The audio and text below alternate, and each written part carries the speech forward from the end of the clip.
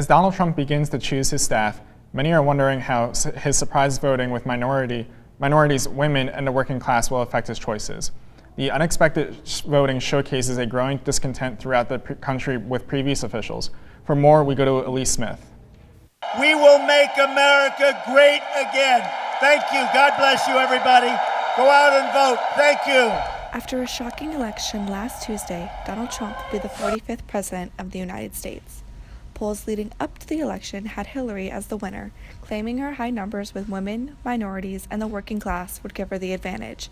However, polls are showing a stronger turnout for Trump than expected. This election really represented people that were really unhappy about what was happening in Washington for years.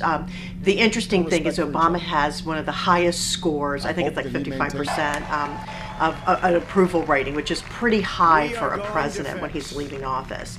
And I think that this election, the election results were really a result of people just being so unhappy of nothing moving in Washington. People really were attracted to somebody who said, okay, I'm going to fix it. You don't want to, you're sick of what's happening in Washington. I'm going to fix it. This is what I'm going to do. 42% of women overall who supported Trump, and 68% of younger women reported being at least sometimes reluctant to admit Trump was their choice.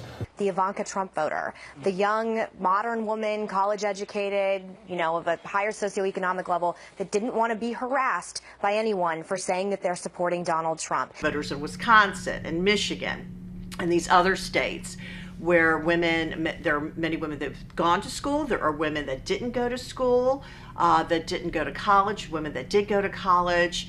I think those regions were, you have to look at the states, right? You have to look at the states that won, that kind of gave him the extra. Hillary Clinton is a woman. She was critically viewed, like her flaws were just people just saw them more. I think because she is a woman, so people criticized her a lot harder. On December 16th, the Electoral College will meet to finalize the election for Donald Trump. For District Wire News, I'm Elise Smith. For the second time in the last 5 presidential elections, a candidate has won the popular vote but lost the election because of the Electoral College. Donald Trump won 306 electoral votes to Hillary Clinton's 232, despite Clinton winning the popular vote by over 600,000 votes. Wes Young is live in the studio with more. Joining me now is School of Public Affairs Professor Jenna Brayton and Washington College of Law Professor William Yeomans to discuss how the Electoral College process works and if that process could change in future elections. Thank you both for joining me. It's a pleasure. Thanks for having us. Professor Yeomans, I'd like to start with you. Could you explain to us how the Electoral College was first enacted or decided and for what purpose? Sure. Well, as with many things from our distant past, there were a number of factors at play. First, remember, it was the 18th century, and the concept of conducting a national election was daunting, simply because of the logistics. We didn't have instant communication. It was a big country for the time. Travel was tough. So the framers didn't actually ever think of holding a national election, and they gave the authority to hold elections to the states. So Article 1, Section 4 of the Constitution gives the states authority to conduct elections. That's one factor. A second factor was that they didn't trust the people. So many of the framers thought that direct democracy would give rule to the mob. And so they were very concerned about it. So they wanted to create this layer. And the notion in the Electoral College was that the people would elect the electors, who would then exercise independent judgment in deciding who to pick for president, which is very different from what we do now. Now all the electors are committed. And then the final factor really was slavery, which is always an answer to why we have something in the Constitution. Right. But the slave states were concerned that in a popular vote election, they would be at a disadvantage because slaves can't vote. And they had won the 3/5 compromise, which meant that for purposes of the Electoral College, slaves would count as 3/5 of a person. So it increases their power in presidential elections. Those are the main reasons. Thank you. Professor Brayton, today, can you talk about how voting actually works and who electors are?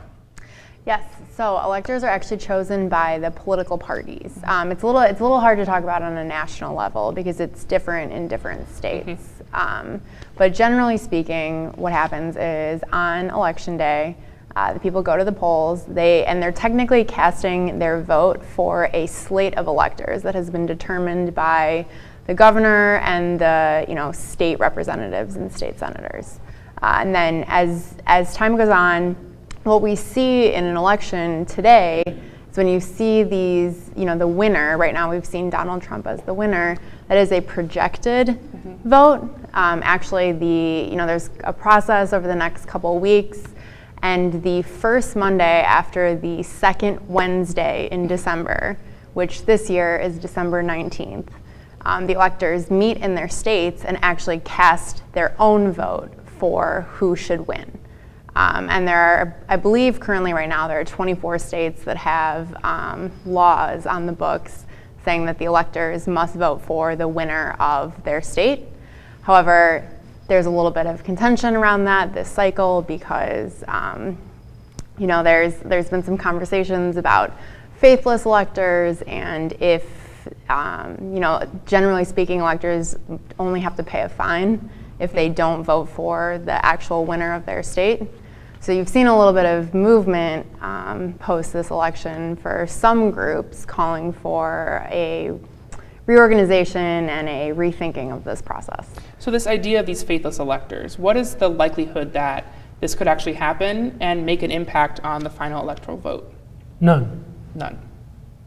I would agree. I think a couple things. I think that it's important to, while we may not agree with the system we have now, it is the system that we have in place right now. And I think it's important to stand behind that system. And the fact is that all of the electors were chosen by the party machinery. Right. So the electors who are committed to Trump are Republicans. They're not going to be interested in changing. I did see something interesting. There's an elector in Colorado and an elector in Washington, both of whom are Democrats, who were calling on their peers, other electors, to change their vote, not for Clinton, but for a different Republican. I don't think that's very feasible, but so far there haven't been any takers. Yeah, it was just circulating this morning. So 2 out of the last 5 elections, in 2000 and 2016, we've had one candidate win the electoral vote and one candidate win the popular vote. Does this point to flaws in our system that should be addressed, or is this part of the American democracy? No, I think it's a fundamental flaw. We almost did away with the Electoral College in the early 70s. And during the 1960s, groups like the American Bar Association and others came out against the Electoral College, saying it was a historical anomaly and anti-democratic. And there was a consensus in favor of that. And in fact, a constitutional amendment passed the House of Representatives and was blocked by filibuster in the Senate by Southern senators. There's been some sentiment for a long time to get rid of it. It's not going to happen now because the Electoral College favors Republicans. It is weighted toward Republicans largely because of the requirement that states get 2 electors, 1 for each senator. So they automatically get 2. So small states have a disproportionate advantage in the Electoral College. Those that would have the population to only get 1 elector or 2 electors. And a majority of those states are Republican. So as long as we have Republicans in charge of the Congress, it's going to be impossible to push through a constitutional amendment which requires a 2/3 vote in each House of Congress, followed by ratification by 3/4 of the states. Eric Holder talked about heavy lifting and lifting heavy. Eric's not that strong. Yeah, let's take a look at the Eric Holder interview along with Donald Trump's interview on 60 Minutes this week. And it seems to be happening to one party. Only us, only Democrats. Right, which is, of course, the way they would want it. Yeah. You kind of can't blame them for that. But how do we fix that? Well, I'm in the process now writing an article that says there's a simple solution to it. We have to just abolish the Electoral College. It's not... Even though you won, you're saying that. Well, I mean, I'm not going to change my mind just because I won. But I would rather see it where you went with simple votes. You get 100 million votes and somebody else gets 90 million votes and you win.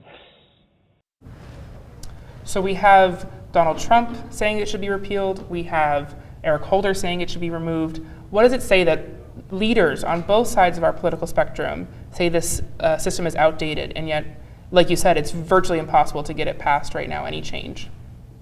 Well, I think it says so many things. One of the things that it says is that it's extremely difficult to amend our Constitution. And that's in part by design. But we now live in such a partisan society, and we are split so evenly down the middle that the thought of ever getting 2/3 of any of our governmental bodies to agree on anything is absurd. So it's just not going to happen, and it's a shame because no other country uses a system like this. No country would ever adopt a system like this now, and it really does thwart our democracy. The last numbers I heard are that Hillary Clinton will probably win this election by 2 million votes. So 2 million more Americans wanted Hillary Clinton than Donald Trump, yet Donald Trump will sit in the White House. That's wrong.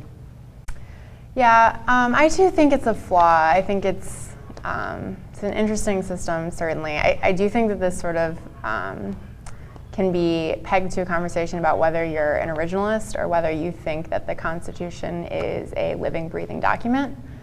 There are many who do think that the Founding Fathers knew best, and they sort of adhere to this originalist idea and think that the system was designed and put into place for a reason. The flip side of this argument is that was 200 plus years ago, and society changes. And there was a process put in place to amend the Constitution. We've done it, 33 times, but we've been ratified 27 times. We've made 27 different changes to the Constitution, so this is an additional one that we could make. So, I'm sorry. No, go ahead. Because of the difficulty of amending the Constitution, there is an idea that's been floated out there now called the National Popular Vote Compact. And the notion is that state legislatures, who are entitled to decide how to pick their electors, agree that when enough states have signed this compact to amount to 270 electoral votes, then those states are bound to cast their electoral votes for the winner of the popular vote. So it's a way to circumvent the Electoral College. Last I checked, there are states that have over 160 electoral votes have passed the compact. But I think it's only 11 jurisdictions, and they're all very blue jurisdictions, very heavily Democratic jurisdictions. There's no Republican support. But this is an idea. If people will continue to push this, and if they can come up with about 110 more electoral votes, it could go into effect. And it may be unconstitutional. Well, this is the topic on everyone's mind right now, and I appreciate you both coming today and kind of walking us through how it all works. Pleasure. Thanks for having us. Professor Brayton from American University's School of Public Affairs and Professor Yeomans from the Washington College of Law. Coming up on District Wire News, around the world, many are drawing parallels between the unexpected Brexit vote earlier this year and the presidential election. How are the responses to these two outcomes comparing, both at home and abroad? Stay with us.